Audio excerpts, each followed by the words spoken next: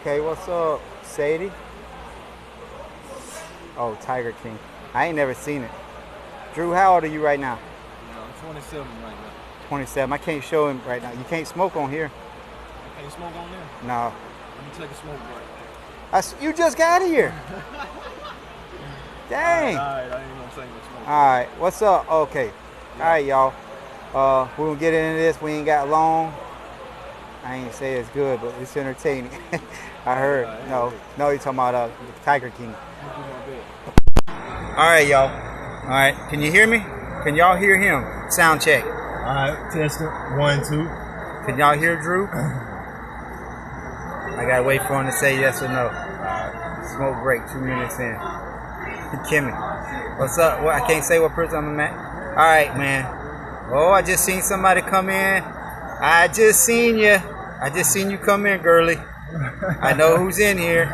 All right, Drew, where you from? Man, I'm from Bessemer, Alabama. Bessemer, right outside of Birmingham. Yeah, from Bessemer. How long have you been in? I've been here for 10 years. Tell them what you're in here for, Drew. I'm in here for double homicide. Who killed my folks? He killed his parents. Killed my parents. You say that like you're proud of it. You ain't proud of it, are you? No, I'm not proud of it. Far from it. Okay. Tell us what transpired up to that happening, if you don't mind. All right. Well, hey, put the cigarette down. Put the cigarette down. Okay. Well, there was a lot that was going on in behind closed doors. Now, I came from money. Like, my folks had bread. My folks had money. And we were well off and everything. That was some shit that my granddad had did, like, a while back. I don't have access to that stuff right now. It'd be nice if I did. But, like, we were one of those type of families in the community where we were out in front of everybody. We were kind of like the perfect family. Like, everything looked great. Everything looked like we just had it all together. But behind closed doors, that wasn't what was going on. There was a lot of turmoil and there was a lot of abuse and stuff that took place in the household. Physical abuse, emotional abuse, and just on y'all, or was it like between your mom and dad? It was mainly on me and my brother, and but sometimes it was between my parents as well. And my brother started using narcotics at a young age. He started using Lortabs at probably about early teenage years. Maybe he was probably about like 13 or 14 or so. So I had a four-wheeler accident in 2006, and I broke my jaw in 2 places. I made a full recovery, but I actually have no feeling right here. This is all numb. I can't feel anything.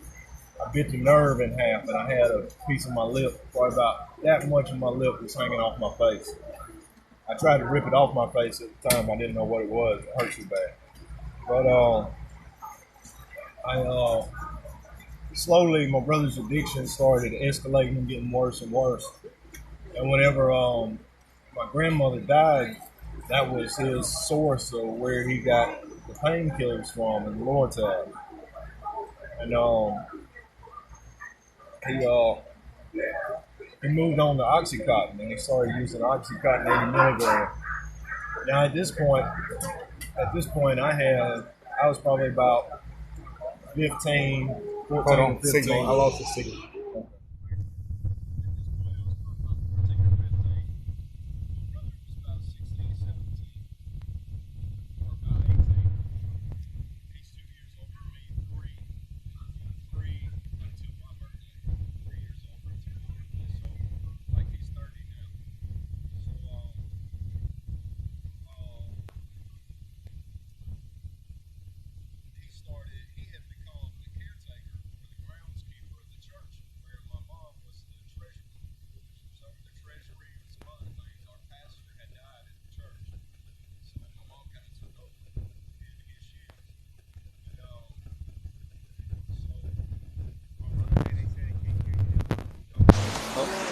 All right, sorry about that, y'all. Can y'all hear him now? Can y'all hear me? I need to wait wait for him to say yes or no. All right. My hand was not over the mic. Can y'all not hear now? Okay, hold on. Can you hear now? Okay, yes, you can hear now. My hand ain't. Oh shit. Sound check, mic 1 2. Sound check. Okay, you're back. All right. All right. It was the signal that went out. It wasn't my hand, Timmy.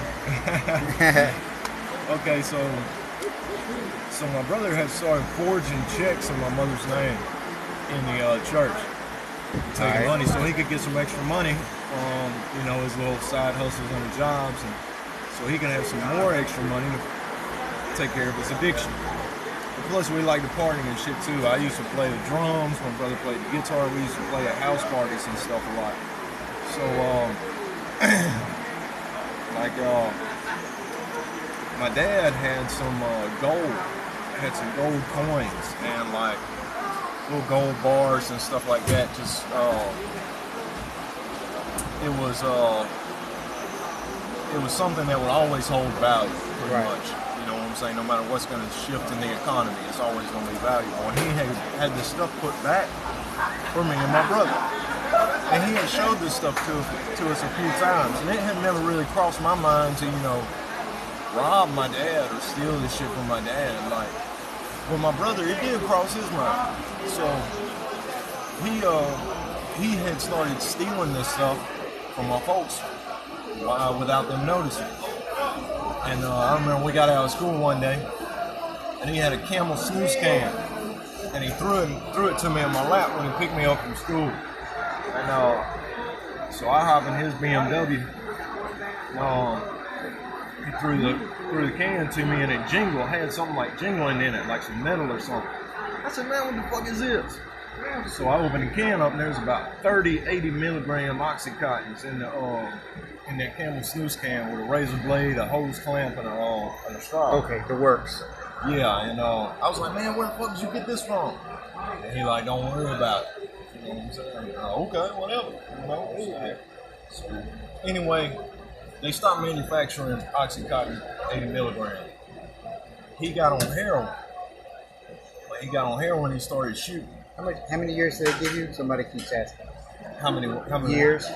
Yeah, what? They gave you 25 years, didn't they? Yeah, they gave me 25 years. So now, long story short, my brother got kicked out of the house. Folks found out what was going on. They kicked him out of the house. And that really tore me up on the inside because me and my brother, we had shared a bedroom for as long as I can remember. And we had never slept in separate rooms or anything. So all of a sudden, he's not there anymore. Right. And take me to the day that it happened. Yeah, I'm about to go there. That fucked me up. But on the day that it happened, I went to school. And I did some heroin that morning to keep the withdrawals off of me. And, okay, so you had been on Oxys for a bit. Yeah, I had been on all that stuff with my brother. You were on Roxys or Oxys? I had been on Oxycontin. Okay, Oxycontin. And I got on heroin after the Oxycontin.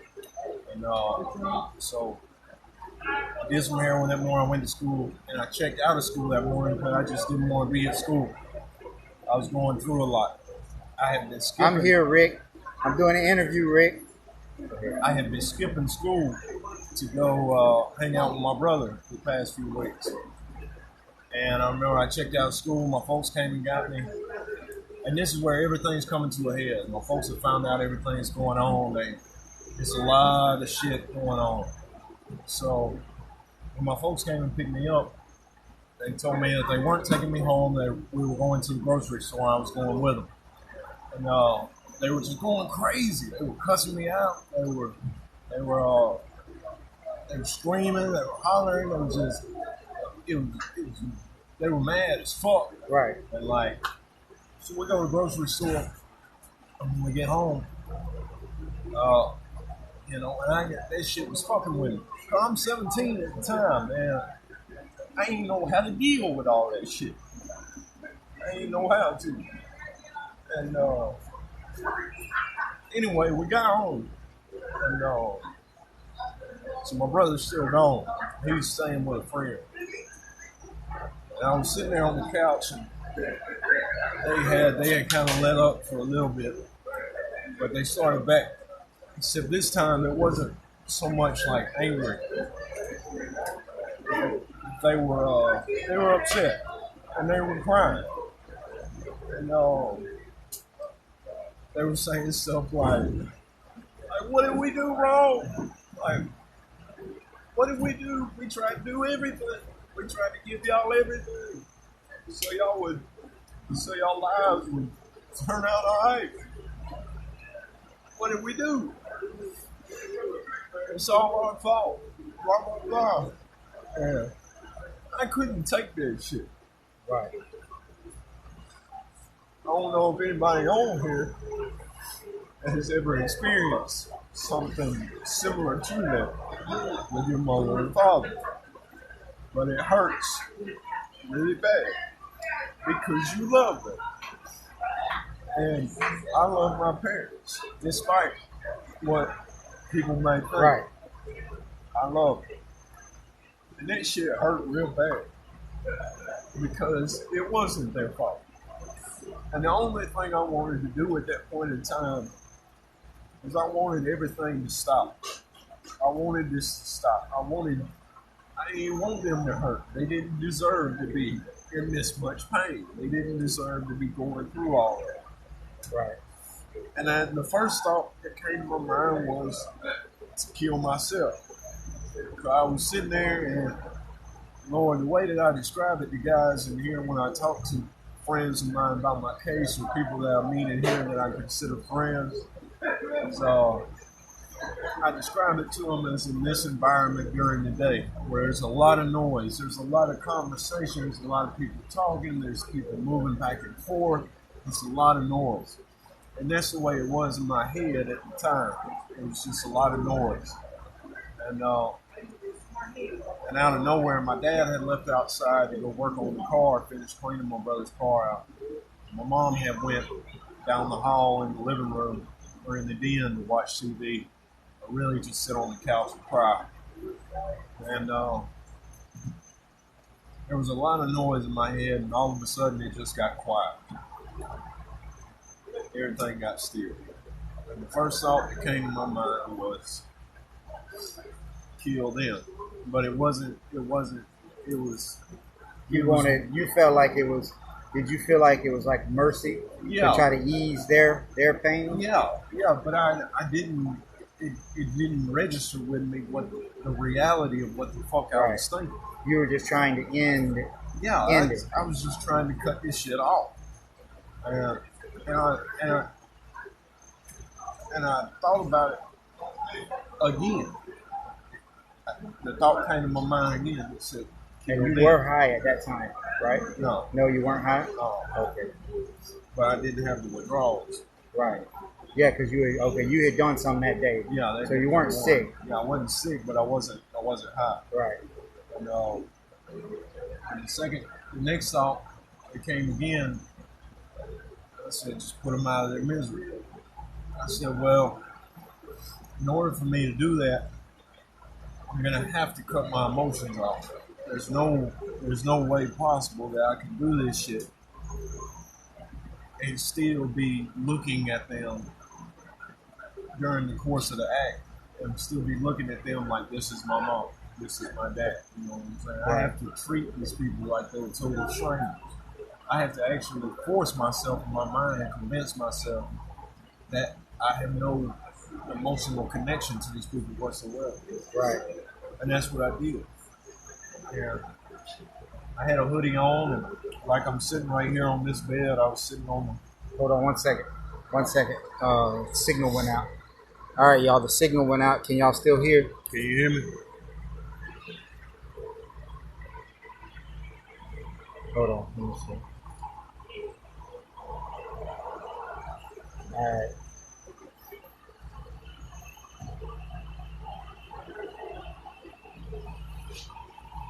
Can y'all hear?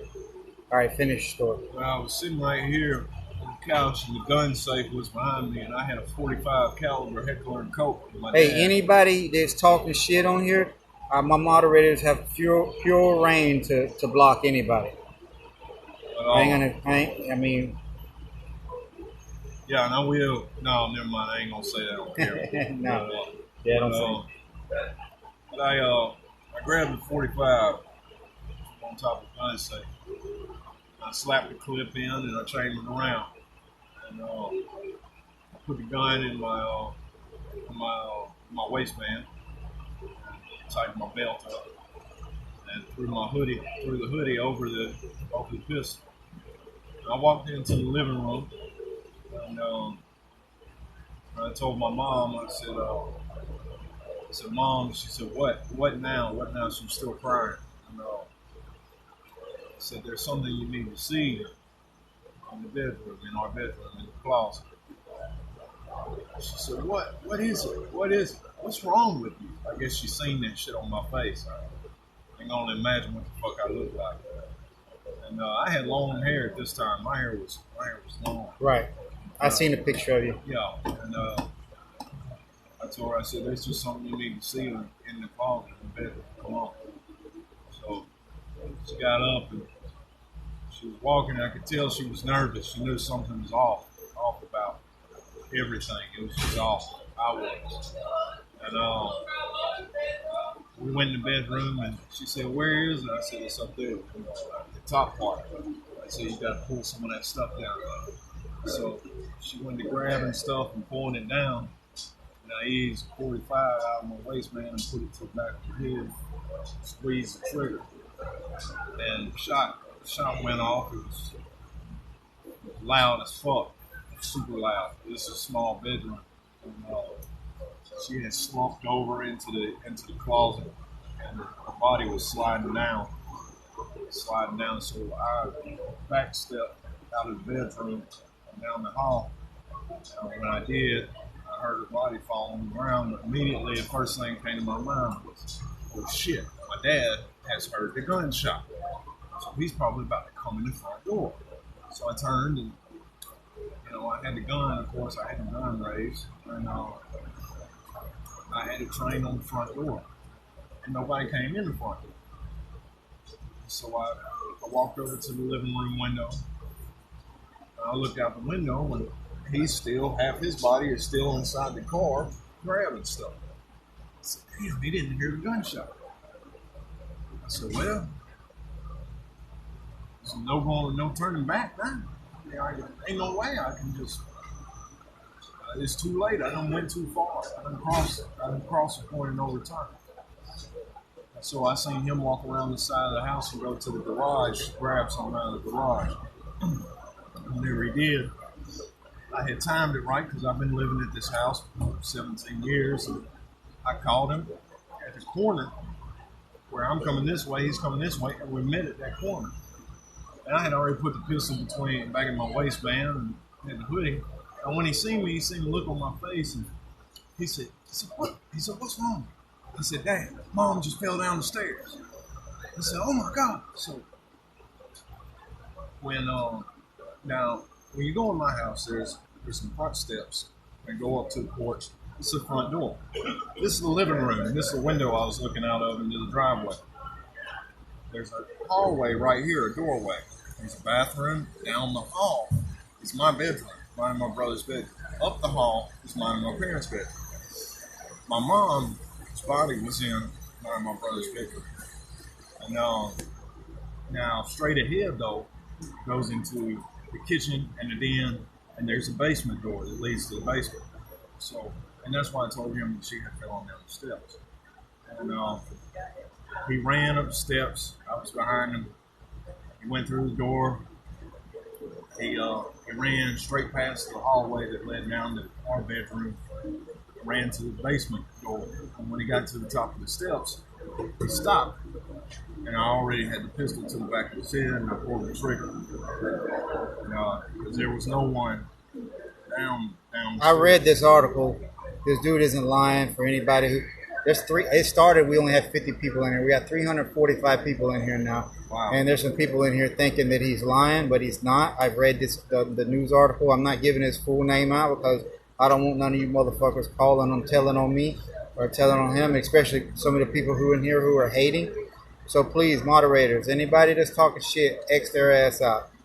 Yeah. So anyway, I shot him, and You don't have to believe him. It's the truth. after I did, yeah, you don't have to believe me. You know, after I shot him, it got real quiet in the house. It got real quiet. Did you turn yourself in or did you run? I ran. Police came and got me later that night. You know, 'cause, I mean, no matter how bad, I knew I was going to have to face court and face criminal charges and everything, but I mean, hey, no matter what. I got plenty of mods in here already. Yeah, you Thank you, still don't want to go to prison. You know? Right. No one wants to leave the streets. I don't give a fuck what you're doing or how good a conscience you have. So, but anyway, it got real quiet, and then it started to sink in on me. How'd your brother deal with it? He lost it. He lost it. I told him what had happened. I left the house. Did you tell him before you got locked up? Yeah, I told him before I got locked up. And he went crazy, and he asked if I was going to kill him. I said, no, I'm not going to kill you. He Holy shit, 475 people in this motherfucker. he told me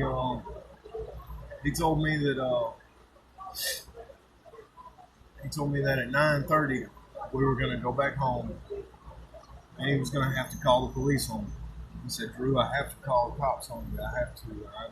I understood. I said, I know, I understand.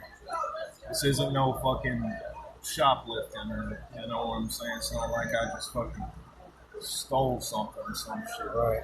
Just killed two people in cold blood. These two people are the ones who brought me up, and brought me into the world and raised me. Right. And somebody said you're so cute. Damn, 528 people in this motherfucker. Damn, Drew, you're a major draw. yeah, I know. Listen, I hope this helps you out, bro, for real. I know we ain't got much longer before they fix an account. I love you, bro. Love you too. I know that nobody can tell you how you feel or how you felt at that time.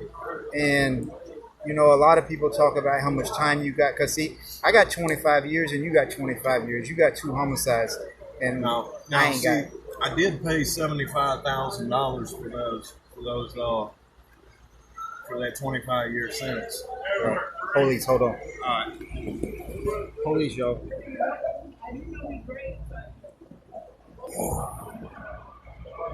We'll finish when he comes back. We'll finish when they come back after they get through. Damn, I appreciate y'all being here.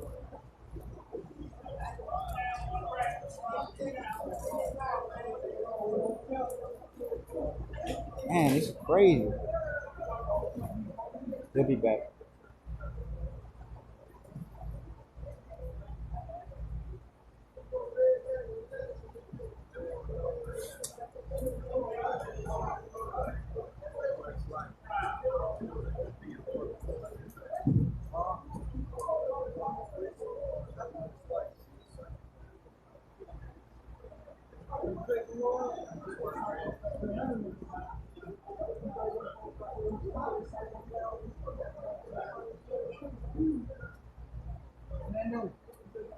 You've been on me long enough. You know, damn, well, that ain't on.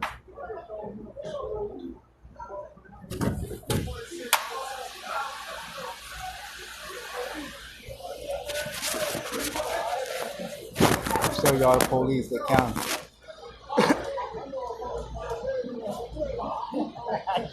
I want to put him on the camera walk by.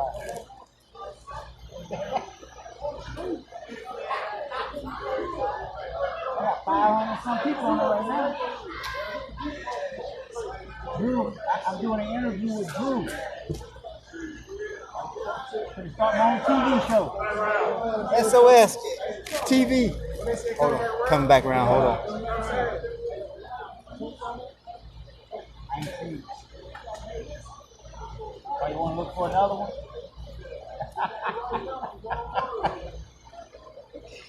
Oh. Yeah, because if she's on there another time and they're on there together.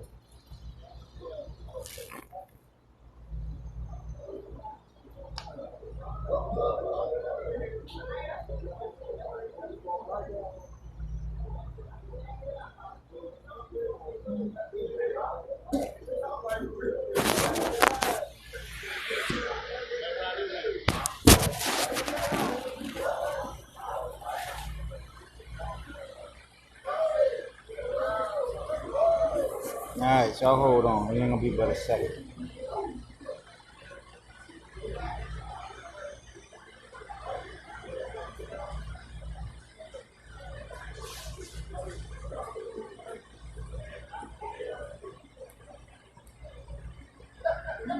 So, Stacey Lynn.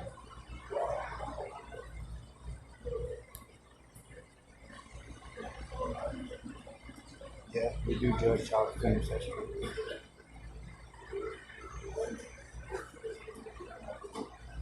What's up, shows, man?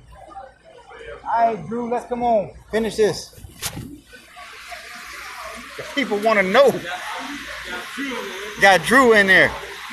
All right, y'all. Get my ugly mug off here.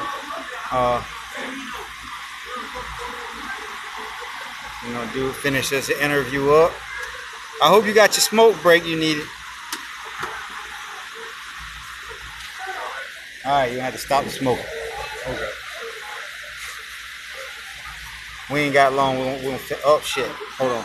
Signal off. Finish it up right here. Yeah, I left the house and Okay, hold on. Let me start. All right, for a lot of people who didn't know, Drew killed his, because there's a lot of people in here didn't know, Drew killed his mom and his dad. He has a brother. His brother and him, they had been stealing stuff from their parents and their parents. And, well, it's a long story. So if you missed it, tough titty. So, it's a bunch of white boys. Jeez. Shit, there ain't very many white dudes in here. Here you talking about. Hope Dad, thank you for the gift. Yeah, he's young. All right. So, Ming ding. All right, so, Kirk, I just told you don't be smoking on the damn thing. Yeah, you did. Or, all right, so, tell me about, so did you go to trial? Or you took a plea? No, I got close. I got real close to trial. I sat in county jail. What were they offering you? They were offering me life without parole. Okay. And they were pursuing life without parole in trial. Right. The plea bargain was initially life. They weren't trying to come up off no alphabets. The lawyer was able to talk him down to 30, and he wanted 20.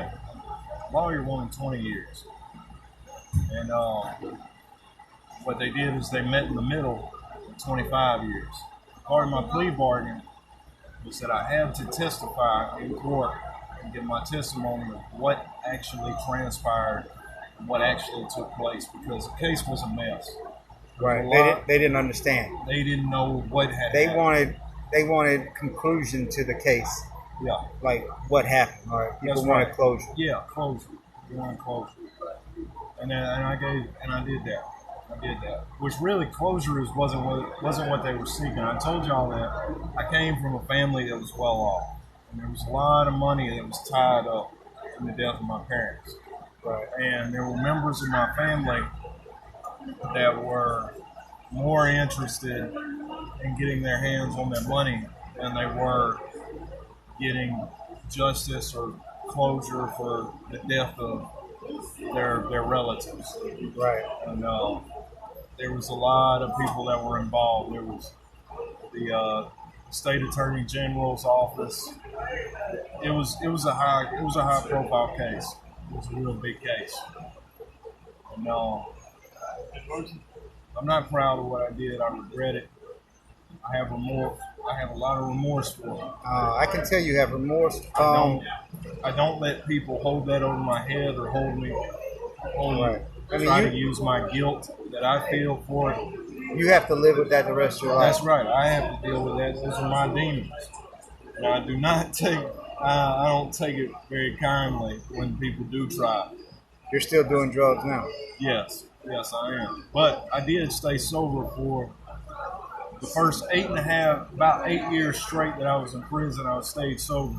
I actually had my power of attorney on the street. I still had about $70,000 left from the four-wheeler accident that I had back in 06 where I broke my jaw. I had a lawsuit settlement back in 2012 for $450,000. I ended up with about $200,000. This was after my criminal case. They couldn't take that away from me. So my power of attorney actually ended up stealing about $70,000 to $80,000 $666. that I still had left, and she took all of it. I mean, are you still in contact with your brother now? No, I haven't talked to my brother in about a year and a half. He's still struggling. Our relationship. Is he still doing drugs? Yeah, he's still struggling with his drug addictions. His dad just left Bibb County. And he Did he get any of the money? He did. He was supposed to have gotten a whole lot more. Like I said, members of my family had. Somebody said he lying. Had took some legal action, and because of what I testified in court, you can go look all this up on Google. No. Okay. Don't say bro, fuck who they say. I know they ain't lying. Their ass just got fucking blocked, and if they not, I mean, yeah, because yeah. But I wouldn't put any. Listen, I'm not me. S.O.S. I'm not fixing to put anybody on here that I don't already know what they're in here for or don't know what's going on. He was 17 when it happened because I'm gonna trust him. And Drew can verify what kind of dude I am. Yeah, I don't play no S.O.S. games. is a solid dude, man. S.O.S. is good people, and I wouldn't be over here talking about this stuff, my personal life and things that have happened in my life if I didn't trust S.O.S. to some degree. But yeah, it's been hard. It's still hard for me, especially relapsing after 8 years of sobriety, not having any support from the outside, having to do things for myself, having to hustle, having to try to always try to find things to make something happen for myself. But it's difficult. Said he hasn't talked to his brother in over a year. When do you go up for parole?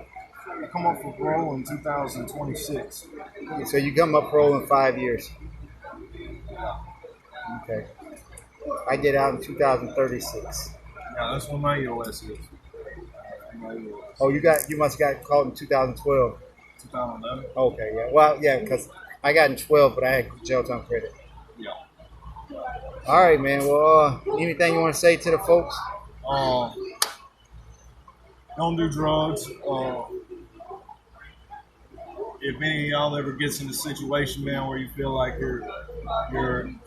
it's too much stress, it's too much on your mind, you're having thoughts of violence, you're having thoughts of doing some real malicious things to people out there in the free world or whatever, don't do it. Talk to somebody about it. Try to get help. Try not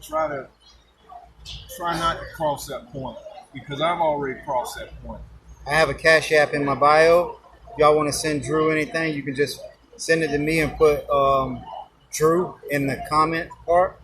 Because, Drew knows I don't play no games. I get it to him if y'all say. I mean, I'm not going to lie to you. If anybody did send me any money, some of it will be spent on drugs.